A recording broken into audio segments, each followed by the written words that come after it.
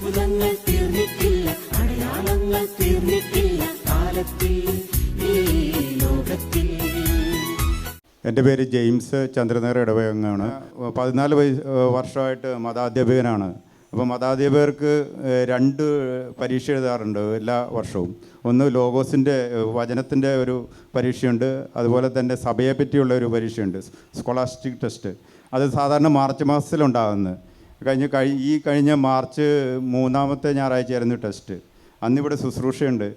അപ്പോൾ കഴിഞ്ഞ വർഷം വീട്ടിൽ അമ്മയ്ക്ക് തീരെ സുഖം ഉണ്ടായിരുന്നില്ല. എൻ്റെ തറവാട് വീട് കണ്ണൂർ ഡിസ്ട്രിക്റ്റിലാണ്. അപ്പോൾ ഇടയ്ക്കിടയ്ക്ക് അമ്മയുടെ അടുത്ത് പോകും. പിന്നെ വൈഫിന് സുഖം ഉണ്ടായിരുന്നില്ല, മോക്കസ് ഉണ്ടായിരുന്നില്ല.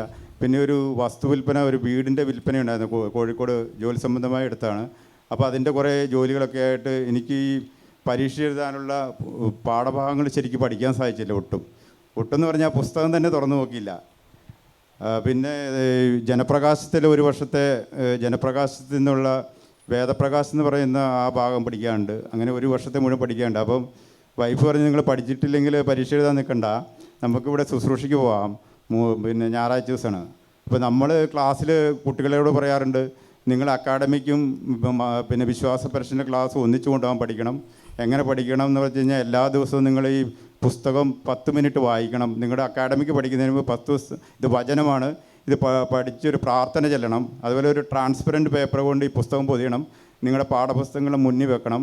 അതുപോലെ ശനിയാഴ്ച ദിവസം പേരൻസുമായിട്ട് 1 മണിക്കൂർ കേദോവർ പഠിക്കണം, അവർ കൂട്ടി പഠിക്കണം. അങ്ങനെ ഇത്രയും പറഞ്ഞ് എനിക്ക് ഭയങ്കര വിഷമമായി. കാരണം ഈ നമ്മൾ ഇത്രയും കുട്ടികളെ പറഞ്ഞിട്ട് നമ്മുടെ പരീക്ഷ വന്നപ്പോൾ നമ്മളതിന്ന് വിട്ടുമാറാമെന്ന് പറഞ്ഞ് എനിക്ക് ഇഷ്ടപ്പെട്ടില്ല. അന്നേരം ഞാൻ പിന്നെ പരിശുദ്ധാത്മാവിനോട് പ്രാർത്ഥിക്കും. കാരണം മാർച്ച് മാസത്തെ എല്ലാ ദിവ്യബലികളിലും അച്ഛൻ പരിശുദ്ധാത്മാവിനെ പറ്റി പ്രത്യേകം പറയാറുണ്ടായിരുന്നു. നിങ്ങൾക്ക് സഹായകനില്ലാതെ, പരിശുദ്ധാത്മാവില്ലാതെ നിങ്ങളുടെ ഭൗതിക ജീവിതത്തിലാകട്ടെ ആധ്യാത്മിക ജീവിതത്തിലായിട്ട് നിങ്ങൾക്ക് ആത്മീയ ജീവിതത്തിൽ ഒരിക്കലും മുന്നോട്ട് പോകാൻ പറ്റില്ല. അപ്പോൾ നിങ്ങൾ പരിശുദ്ധാത്മാവിൽ സഹായം തേടണം ഏത് അവസരത്തിലും. അപ്പോൾ ഈ പ്രതിസന്ധിയിൽ ഞാൻ പറഞ്ഞു, പരിശുദ്ധാത്മാവ് ഞാനൊന്നും പഠിച്ചിട്ടില്ല, അറിയില്ല, ഇന്ന സംഭവങ്ങളാണ് കാരണം. അപ്പോൾ പരിശുദ്ധാത്മാവ് പറഞ്ഞു, പെട്ടെന്ന് തന്നെ എൻ്റെ മനസ്സിൽ പറഞ്ഞു, പിന്നെ നിങ്ങൾ പുസ്തകം എടുക്കുക, ആ പുസ്തകം എടുക്കുക, ജനപ്രകാശം എല്ലാം എടുക്കുക, നിങ്ങൾ വീടിൻ്റെ താഴത്തെ നിലയിൽ നിന്ന് മുകളിലത്തെ നിലയിൽ ഒരു റൂമിൽ പോവുക, റൂമിൽ കയറിയിരിക്കുക, കുറേ റഫ് പേപ്പർ എടുക്കുക, പിന്നെ വലത് കൈ കൊണ്ട് നിങ്ങൾ എഴുതണം നിങ്ങൾ വായിക്കുന്നത്. ഇടത് കയ്യിൽ പുസ്തകം പിടിച്ചിട്ട് വായിച്ച് വലത് കൈ കൊണ്ട് അന്നേരം തന്നെ എഴുതി പഠിക്കണം. കാരണം ഇതിനകത്ത് മാർപ്പാപ്പമാരുടെ പേരുകൾ, ചാക്രിക ലേഖനങ്ങൾ, പിന്നെ വർഷങ്ങൾ, ഡേറ്റ്, അങ്ങനെ കുറേ കാര്യങ്ങളുണ്ട്. വിശുദ്ധന്മാരുടെ ജീവിതം, അവരുടെ പഠനം. അപ്പം ഇങ്ങനെ വെറും 3 മണിക്കൂറേ എനിക്ക് പഠിക്കാൻ സാധിച്ചുള്ളൂ. 3 മണിക്കൂറേ കിട്ടിയുള്ളൂ.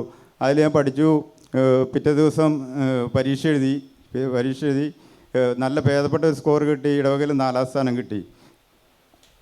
യേശുവേ സ്തോത്രം, യേശുവേ നന്ദി. പഠിച്ചിട്ടുണ്ടെങ്കിൽ റാങ്ക് കിട്ടി.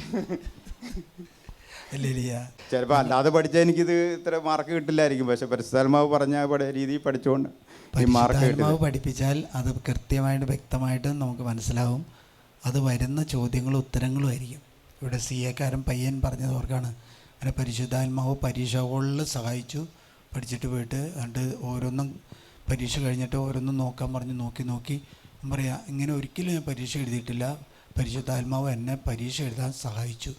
അതാണ് പരിശുദ്ധാത്മാവിൻ്റെ കൃപ. നമുക്ക് ബുദ്ധിമുട്ടുള്ള അവസരങ്ങളിൽ പരിശുദ്ധാത്മാവ് നമ്മളെ സഹായിക്കും. ഹല്ലേലൂയ.